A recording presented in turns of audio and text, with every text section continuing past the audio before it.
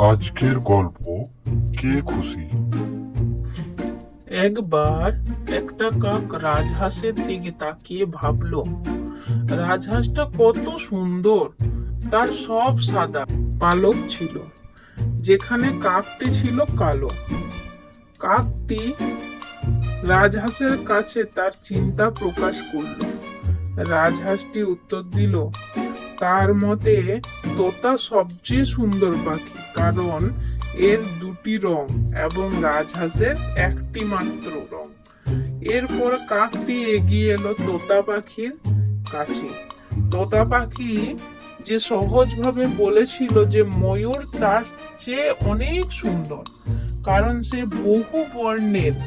কাকটি যখন ময়ূরের কাছে তার চিন্তা প্রকাশ করলো, ময়ূর উত্তর দিয়েছিল, আমার প্রিয় কাক, তুমি এই গ্রহের সবচেয়ে ভাগ্যবান প্রাণী, কারণ তুমি কখনোই খাঁচায় বন্দি নও। আমার সৌন্দর্যের কারণে আমি খাঁচায় আটকে পড়েছি এবং তুমি মুক্ত। এই কথা শুনে কাকটি ভাবলো যে কতটা বোকা ছিল এবং ঈশ্বরকে ধন্যবাদ দিল তাকে সেভাবে তৈরি করার জন্য।